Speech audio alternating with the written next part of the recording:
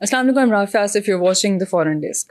آج ہم بات کریں گے ایک ایسے ٹاپک کے بارے میں، ایک ایسی ڈیولپمنٹ کے بارے میں جس کی وجہ سے پوری دنیا کا انرجی سیکٹر کو دھچکا ملا۔ یونائٹڈ عرب ایمریٹس نے اوپیک کو مستقل طور پر چھوڑ دیا ہے۔ 1967 میں پہلی دفعہ انہوں نے جوائن کیا تھا، اس تنظیم کا حصہ بنے تھے، اور اب تقریباً 6 دہائیوں کے بعد اس سے انہوں نے ایگزٹ لے لیا۔ اسی پہ مزید بات کریں گے، ہمارے ساتھ اسٹوڈیوز میں موجود ہیں سینئر جرنلسٹ سعدیہ افضال۔ یہ اوپیک کیا ہے اور یو اے نے اس کو چھوڑنے کا فیصلہ کیوں کیا؟ دیکھیں، اوپیک کو سادہ سے الفاظ میں ہم ایسے سمجھ سکتے ہیں کہ ایک کارٹل جو کہ آئل پروڈیوسنگ کنٹریز کا ہے، وہ تمام ممالک جہاں پہ تیل کی پیداوار ہو رہی ہے یا جن کے پاس وافر مقدار میں تیل موجود ہے۔ ذرا اس کے تھوڑا سا بیک گراؤنڈ پہ اگر آپ بات کریں تو اس وقت آپ کو جو ٹوٹل ممبرز آپ دیکھیں اوپیک کے، وہ 23 نظر آتے ہیں، ٹھیک ہے۔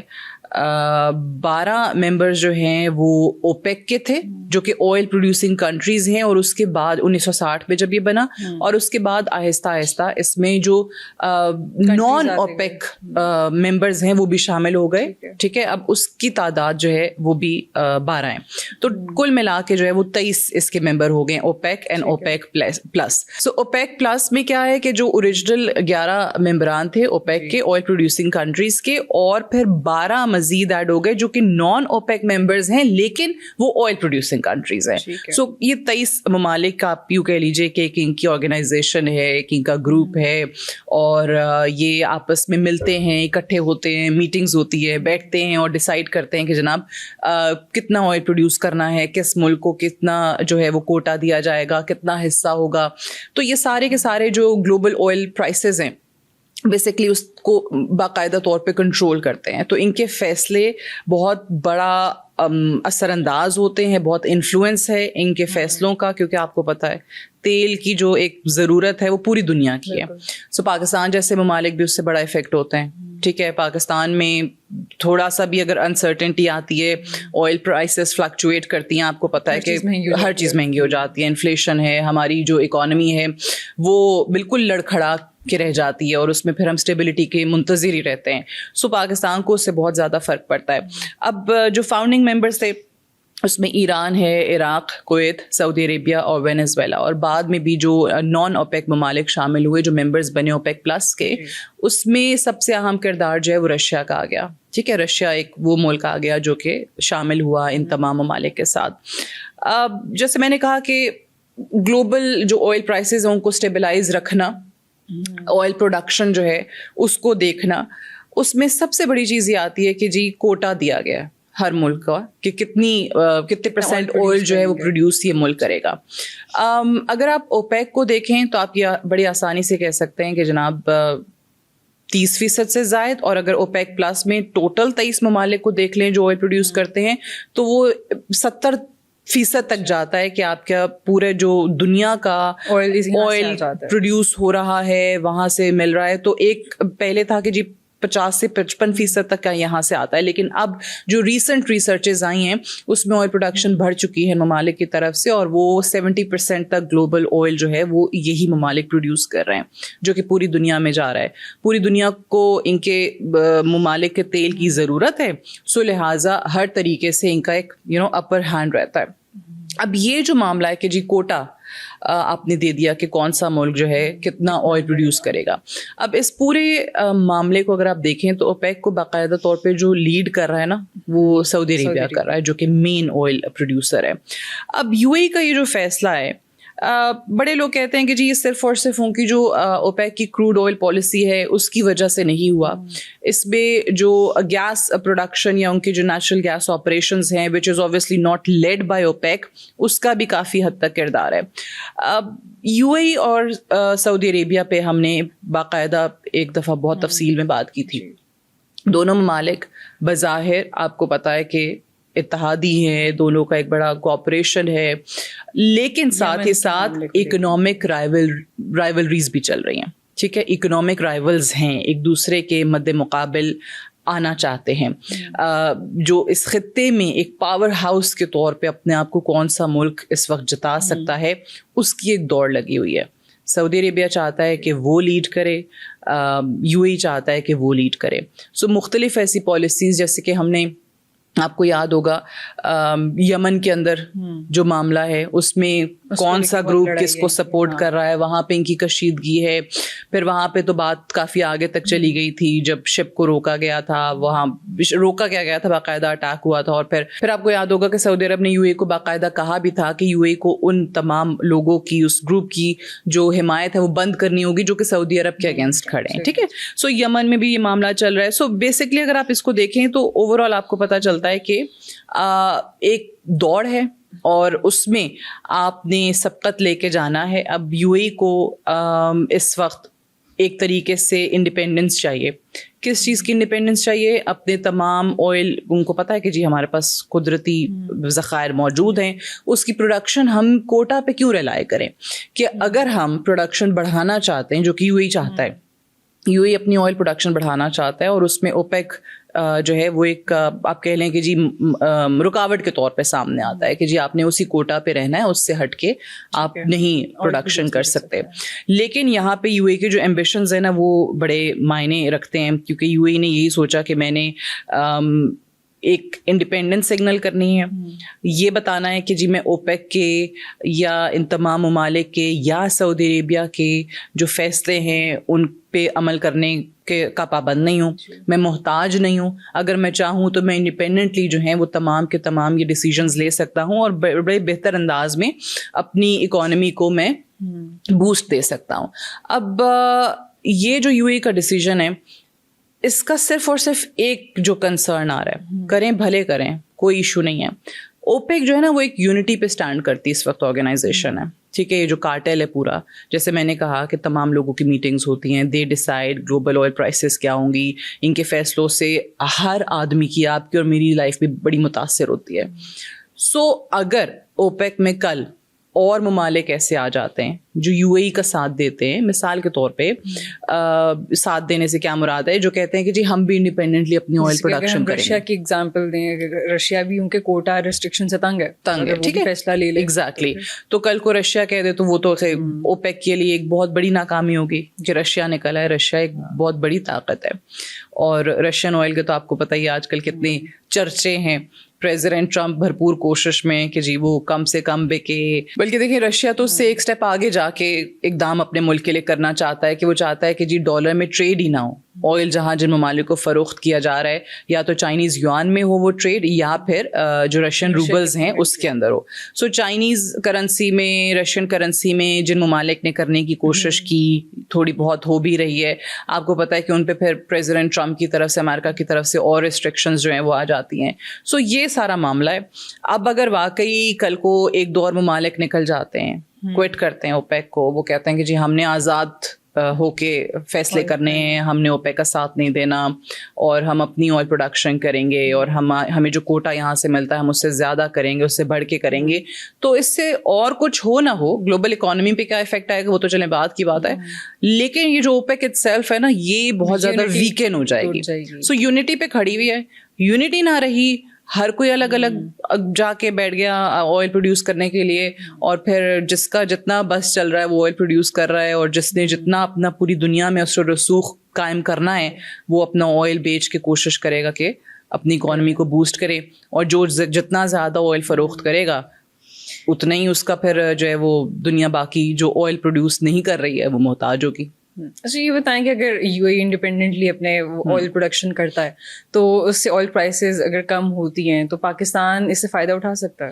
دیکھیں کم ہوتی ہیں تو ہاں بالکل, لیکن ایک چیز ہمیشہ آپ نے یہ یاد رکھنی ہے کہ جو مارکیٹس ہیں نا, گلوبل مارکیٹس, یہ اس وقت تک صحیح چلتی ہیں, یہ پرائسز صحیح رہتی ہیں جب ان کو تھوڑی اسٹیبلٹی نظر آ رہی ہو. ٹھیک ہے, تبھی آپ پرائسز کو بھی اسٹیبلائز کر سکتے ہیں.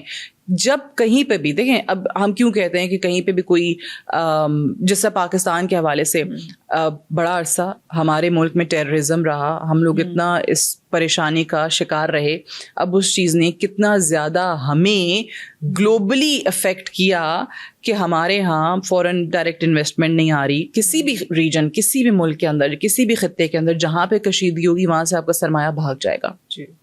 اب یہ حال جب ایران میں وہاں جنگ ہو رہی ہے, پریزیڈنٹ ٹرمپ ایک بیان دیتے ہیں تو آپ دیکھیں کہ آئل کی قیمتیں اوپر چلی جاتی ہیں.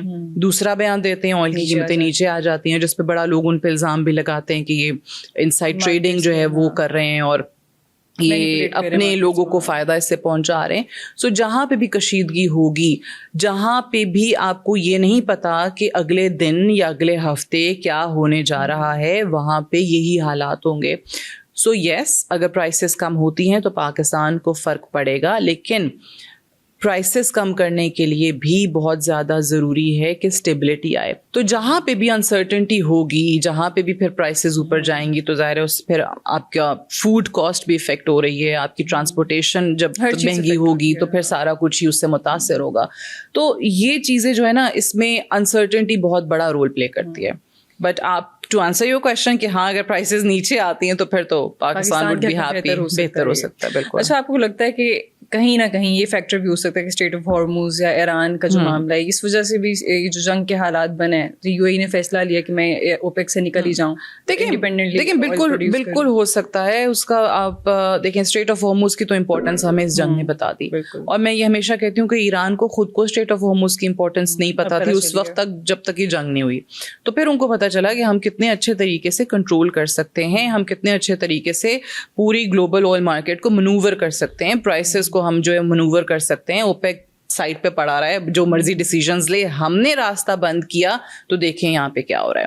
سو ایران کے ہاتھ بھی ایک وہ کیا کہتے ہیں, ایک ایسا ترب کا پتا آ گیا ہے کہ جس کو وہ کبھی بھی استعمال کر سکتے ہیں. اور یہی چیز پریزیڈنٹ ٹرمپ کو بھی اب پتہ چلی ہے. پریزیڈنٹ ٹرمپ کو بھی نہیں پتا تھا کہ یار یہ اسٹریٹ آف ہارموز بند کر دیں گے تو پھر کیا ہوگا, پاس اتنا کنٹرول ہے. رائٹ.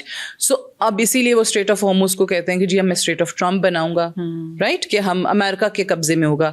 اچھا, ایک چیز جو ایران اور امریکہ کے درمیان شروع ہوئی تھی کہ نیوکلیئر ڈیل ہو, ان کے پاس نیوکلیئر بوم نہیں ہونا چاہیے, ان کو نیوکلیئر طاقت نہیں بننا چاہیے, کسی بھی ٹائم امریکہ پہ, اسرائیل پہ, کسی بھی ملک پہ حملہ کر سکتے ہیں. یہی پریزیڈنٹ ٹرمپ کہتے تھے.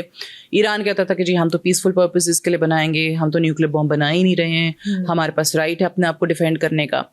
ایک معاملہ جو نیوکلیئر کے ایشو پہ شروع ہوا, آج اس کے اندر اسٹریٹ آف ہارموز بھی ایڈ ہو گیا. آج کیا ڈسکشن ہو رہی ہے زیادہ, ایران کہتا ہے کہ پہلے تم اپنا نیول بلاکیڈ ہٹاؤ, پھر میں اسٹریٹ آف ہارموز کھولوں گا. نیوکلیئر کے بارے میں بات ہی نہیں ہوتی. ٹھیک ہے, نیوکلیئر کے بارے میں کہتے ہیں ہم بعد میں بات کریں گے. جو ایران کا بھی پروپوزل گیا ہے امریکہ کو 14 نکات کا, اس میں کیا ہے, اس میں انہوں نے یہی لکھا ہے کہ باقی نیوکلیئر والے ٹاکس جو نا ڈیفر کر دیں, آپ ان کو بعد میں دیکھیں گے, پہلے یہ باتیں کریں, پہلے یہ آپ نیول بلاکیڈ ہٹائیں, ہم جو ہے اسٹریٹ آف ہارموز کھول دیں گے. اور پھر اسٹریٹ آف ہارموز کا آنے والے دنوں میں فیوچر میں کیسے انتظام سنبھالا جائے گا اس پہ بات کرتے ہیں. سو نیوکلیئر سائڈ پہ ہو گیا, اسٹریٹ آف ہارموز پہلے آ گیا.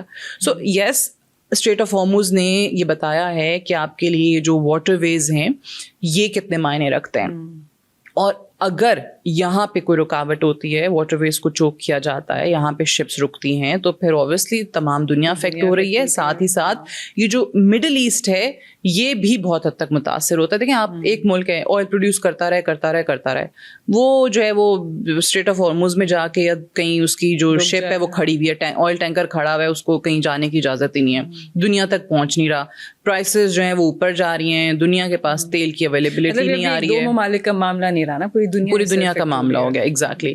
سو یو اے کا جو کردار رہا ہے نا اس جنگ میں نے اس پہ پہلے بھی بات کی ہے کہ وہ اپنے آپ کو دنیا کے سامنے اس ریجن کا ایک پاور ہاؤس ثابت کرنے کے لیے اس وقت امریکہ اور اسرائیل کے ساتھ کھڑا ہے. سعودی عربیہ کے ساتھ اس کے, میں نے کہا کہ اکنامک رائیولری ہے. سعودی عربیہ اور یو اے بظاہر آپ کو یہی لگتا ہے کہ جی بڑا اچھا کوآپریشن ہے, دو اسلامی ممالک ہیں. نہیں, ایسا نہیں ہے. دونوں کی ٹسل ہے, دونوں کا جو ریفٹ ہے, دونوں کا جو کانفلکٹ ہے وہ بڑھتا چلا جا رہا ہے. اور اب یہ ان کے اپنے اپنے ممالک میں کیا پلاننگ چل رہی ہے کہ ہم نے جو ہے وہ یو اے کو کیسے پیچھے چھوڑنا ہے, سعودی عربیہ کو کیسے پیچھے چھوڑنا ہے, یہ یو اے کے اندر پالیسی میکر سوچ رہے ہیں. اور آپ کو بہت اچھے طریقے سے یاد ہوگا, اس پہ ہم نے بات کی تھی کہ جن جن چیزوں میں یو اے بہت آگے جا چکا ہے اس میں بڑی جلدی یہ چانسز ہیں کہ سعودی عربیہ ان کو پیچھے چھوڑ دے گا. سعودی عربیہ جو منصوبہ بنا چکا ہے, جو محمد بن سلمان کا 2030 آپ کو پتہ یہ جو پلان ہے, اس میں بہت سی ایسی چیزیں ہیں جس پہ آدھے سے زیادہ تو کام ہو چکا ہے, اور بائی 2030 آپ اس پہ کام دیکھیں گی تو یو اے کے بہت پیچھے چھوڑ جائیں گے. ایگزیکٹلی کہ سعودی عربیہ اس قابل ہے, کیپیبل ہے کہ وہ یو اے ای کو پیچھے چھوڑ سکتا ہے. اب یہ چیز آپ کو اور مجھے پتا ہے, ریسرچز میں آ رہی ہے, رپورٹس میں آ رہی ہے, تو کیا یو اے ای کو نہیں پتا ہوگا؟ ان کے وہاں جو بھی ان کے انٹیلیجنس سورسز ہیں وہ نہیں انفارم کرتے ہوں گے, ان کے پالیسی میکرز اس پہ نہیں کچھ پلاننگ کرتے ہوں گے.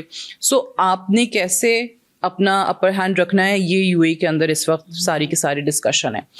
یو اے ای کو انفارچونیٹلی یہ ڈیسیژن کی وجہ یہ بھی ہے جو ان کا ٹسل ہو سکتا ہے, بالکل ہو سکتا ہے. یہ میں نے پہلی بات کی تھی کہ ڈیفینیٹلی اس میں, کیونکہ آپ دیکھیں نا اوپیک کے اندر سعودی عربیہ اس وقت ڈومیننٹ ہے, یو اے کو وہ آزادی نہیں ہے جو وہ چاہتا ہے, اور یہ ڈیسیژن لے کے وہ اپنے آپ کو ایک سگنل کر رہا ہے پوری دنیا کو کہ نہیں جی I am independent from all this, مجھے ان ڈیسیژنس کی ضرورت نہیں ہے, میں اپنے ملک کا نظام اپنا آئل پروڈیوس کر رہا ہوں, میں جو چاہوں گا جس طریقے سے چاہوں گا جتنی پروڈکشن کرنی ہے میں کروں گا. سو یہ ایک معاملہ ڈیفینیٹلی ہے. اچھا دوسری چیز دیکھیں, یو اے کو جو میں پہلے بات کرنے لگی تھی, انفارچونیٹلی یہ لگ رہا ہے کہ اس سارے معاملے کے اندر یہ جو کشیدگی ہے, یہ جو ایران جنگ ہے, آپ اسرائیل کا اور امریکہ کا ساتھ دیں گے تو آپ بہتر پوزیشن میں. یو اے اس وقت امریکہ اور اسرائیل کے ساتھ کھڑا ہوا ہے, ناٹ ود ایران. ایران اور یو اے کے تو آپس میں آپ کو پتا ہے تعلقات جو ہیں وہ, یہ تو لوگ کہتے ہیں نا سعودی عربیہ اور یو اے کا, سعودی عربیہ اور ایران کا کوئی ٹسل ہے, ان کا کوئی کانفلکٹ ہے. نہیں, سعودی عربیہ محمد بن سلمان کے آنے کے بعد ایران کے ساتھ تعلقات بہتر کر چکا ہے. سعودی عربیہ نے, دیکھیں اس میں آپ کو بہت اچھے طریقے سے پتا ہے جو محمد بن سلمان ہیں اس وار کے اندر, ان کا یہ بیان آیا تھا کہ ہم یہ جو اگریشن ہے ایران پہ اس کی مخالفت کرتے ہیں. یو اے نے ایسا کوئی بیان نہیں دیا, بلکہ یہ بولا تھا کہ ہم اٹیک کر سکتے ہیں. یو اے نے کہا کہ ہم اٹیک کر سکتے ہیں. پھر ایران نے کہا کہ یو اے نے یہ جو ہم پہ مسلز آئے ہیں یہ یو اے کی سرزمین سے آ رہے ہیں. پھر انہوں نے یو اے کو وارن کیا کہ اگر دوبارہ ہماری طرف آپ کے ملک سے کوئی آتا ہے, کوئی اٹیک ہوتا ہے, تو پھر ہمارا اگلا نشانہ آپ ہوں گے. انہوں نے یہ نہیں کہا کہ آپ کے ملک میں موجود امریکی ملٹری بیسز ہوں گی, انہوں نے کہا کہ اگر اب آپ نے ہمارے ملک میں کوئی اٹیک کیا تو ہمارا اگلا نشانہ پھر آپ ہوں گے. سو اس وار میں نا اگر بہت سے ممالک نیوٹرل ہیں, اگر بہت سے ممالک چاہتے ہیں کہ جی بات چیت کے ذریعے معاملات حل ہو جائیں, بہت سے ممالک لائک پاکستان میڈیشن چاہتے ہیں, عمان ہے, ترکی ہے, سعودی عربیہ ہے, وہاں پہ ایک ایسا ملک آپ کو نظر آیا ہے جو باقاعدہ طور پہ اپنی سائڈ چوز کر چکا ہے, اور وہ یو اے ای ہے. اور وہ سائڈ کیا ہے؟ اسرائیل اور امریکہ. سو اس وقت اس کو لگ رہا ہے کہ یہ جو ایک بلاک ہے نا میرا, میں اس میں جا کے کھڑا ہو جاتا ہوں, اور یہ جو ہے نا مجھے ان دا لانگ رن بڑا ہیلپ کرے گا. بٹ یہ یو اے کا جو ڈیسیژن ہے یہ ان کے کافی خلاف جائے گا. امریکہ اور اسرائیل جیسے ممالک جو بالکل بھی نہیں سوچ رہے ہیں کہ بھائی ہمارا اتحادی کون ہے. قطر کے نہیں بنے, قطر ایگزیکٹلی, تو قطر پہ حملہ ہو گیا, پریزیڈنٹ ٹرمپ جو ہے بالکل بچے بن گئے کہ جی مجھے تو پتہ ہی نہیں تھا. حالانکہ ان کے اپنے میڈیا نے رپورٹ کیا کہ اس اٹیک سے پہلے ان کی نیتنیاہو سے بڑی لمبی بات چیت ہوئی تھی, تو اوبویسلی اسی بارے میں بات بتایا ہوگا. بعد میں بھلے جو مرضی کہہ لیں, بعد میں آپ جتنے مرضی معاہدے کر لیں, سیکورٹی گارنٹیز آپ کی اس وقت بھی تھی جب اٹیک ہوا تھا, تو وہ اٹیک آپ نہیں روک سکے اسرائیل کا. اسرائیل جب دل کرتا ہے وہ لیبنان پہ حملہ کر دیتا ہے, اس کا جب دل کرتا ہے وہ عراق پہ حملہ کر دیتا ہے, سیریا پہ حملہ کر دیتا ہے, یمن پہ حملہ کر دیتا ہے, ایران پہ حملہ کر دیا. آپ بلکہ ساتھ مل گئے ایران کے معاملے میں, تو اسرائیل کا تو ہاتھ آپ روک ہی نہیں رہے. پریزیڈنٹ ٹرمپ کیا سارے امریکی سے دور پورے امریکہ کی مجبوری بن چکا ہے اسرائیل. تو وہ تو اب امریکنز بھی کہتے ہیں نا کہ جنگ ہماری تو ہے ہی نہیں, یہ تو اسرائیل کی جنگ ہے, نیتنیاہو کی جنگ ہے, اور ہم لڑ رہے ہیں, ہم خمیازہ بھگت رہے ہیں. سو اس وقت یو اے نا بڑی ہسٹری کی غلط سائڈ پہ کھڑا ہوا ہے. اب یہ ڈیسیژن ان کا کتنی جلدی غلط ثابت ہوتا ہے یہ تو وقت ہی بتائے گا, لیکن اگر آپ ٹیمپرری بینیفٹس حاصل کر بھی لیتے ہیں اس وقت, مثال کے طور پہ وہ جو ابھی نئی آرمز سیل ڈیل ہوئی ہے, $80 بلین امریکہ جو ہے وہ اپنے مڈل ایسٹرن الائز کو بیچ رہا ہے, اسرائیل کے لیے بھی ایک سیپریٹ ڈیل ہے. تو وہ جو خطے کے اندر ایک اسلحے کی بھی دوڑ لگ گئی ہے نا کہ ہمارے پاس بہتر ویپن ہو, ہمارے پاس بہتر ٹیکنالوجی ہو, اور ہم نے اپنا ڈیفینس مضبوط رکھنا ہے. یہ آرمز بھی دکھاوے کے لیے نہیں ہے, یہ بھی کشیدگی کو بڑھائیں گے, اور یہ بھی ایک نئی جنگ میں جھونک سکتے ہیں. یہ جو اسلحہ کی برتری ہے ایک دوسرے کے اوپر, جس سے آئل کے حوالے سے برتری ہے, اکنامکلی برتری ہے, اسی طریقے سے یہ جو اسلحے کی جنگ ہے یہ بھی بہت زیادہ خطرناک ہے. سو UAE نے اپنا فیصلہ لے لیا ہے, صحیح ثابت ہوتا ہے, غلط ثابت ہوتا ہے, یہ آپ کو بہت جلد پتہ چل جائے گا. ٹھیک ہے, thank you for being here. آج کے لیے اتنا ہی. سی ان دا نیکسٹ ایپیسوڈ. اللہ حافظ.